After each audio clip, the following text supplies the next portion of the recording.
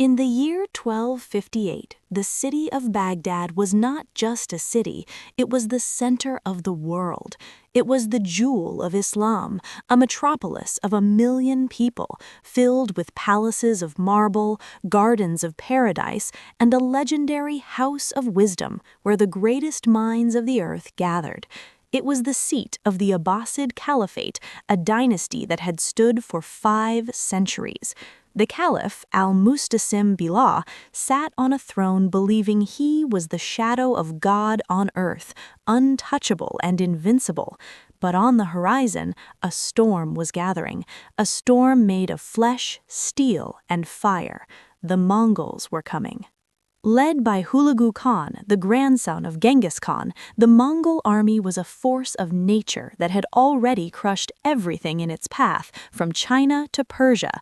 When Hulagu reached the gates of Baghdad, he offered the Caliph one chance: surrender, destroy your walls, and bow to me.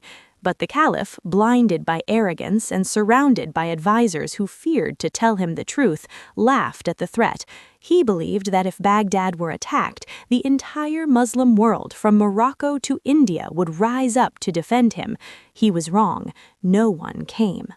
The siege began on January 29th. It didn't last long. The Mongols were masters of siege warfare. They built a palisade around the entire city to ensure no one could escape.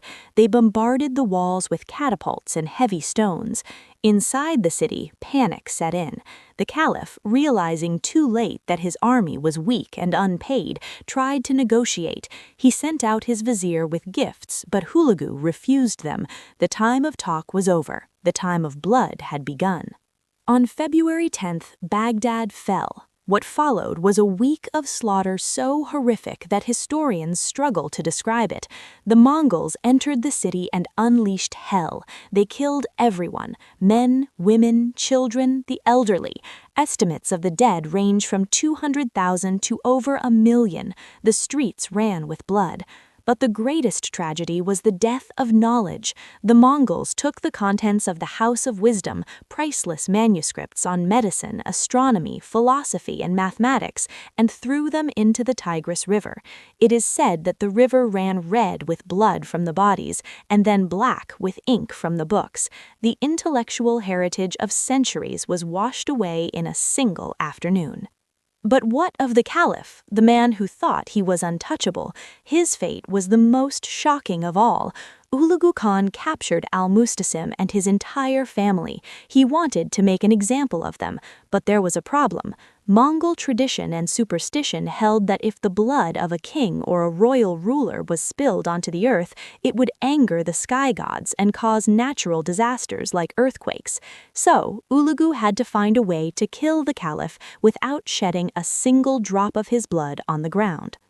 First, Hulagu decided to mock the Caliph's greed. He locked al-Mustasim in his own royal treasury, surrounded by mountains of gold coins, diamonds, and jewels that he had hoarded for years, instead of spending them on his army. The Caliph was starving. He begged for food.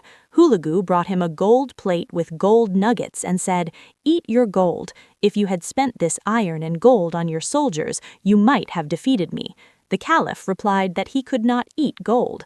Hulagu laughed and said, "Then why did you keep it?"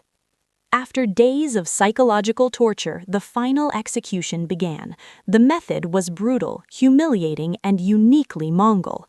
On February 20th, 1258, the Caliph was taken outside the city walls. He was wrapped tightly in a magnificent Persian carpet or rug. He was rolled up like a piece of luggage until he couldn't move or breathe properly. Then Hulagu ordered his cavalry to advance. Hundreds of Mongol horses were ridden over the rolled-up carpet. The Caliph was trampled to death. His bones were crushed inside the rug, his body turned to pulp, but his blood stayed inside the fabric, soaking into the wool, satisfying the Mongol superstition. Not a drop touched the earth. The leader of the faithful, the successor to the prophet, died under the hooves of foreign horses, wrapped in the very luxury he loved so much. As for his family, most were killed, his sons were executed, his daughters were taken as slaves and distributed among the Mongol warlords to be sent back to Mongolia as concubines. The lineage that had ruled for 500 years was extinguished in mud and blood. The smell of the rotting corpses in Baghdad became so unbearable that Hulagu and his army had to move their camp away from the city to avoid disease. Baghdad, the city of lights, was left as a ghost town, a ruin of smoke and silence. It would take centuries for the city to recover, but the Golden Age was over forever. The story of Al-Mustasim serves as a brutal lesson in history. Wealth and lineage mean nothing without the strength and wisdom to protect them. The Mongols didn't just conquer a city, they broke the back of a civilization, and they did it by rolling its king in a carpet.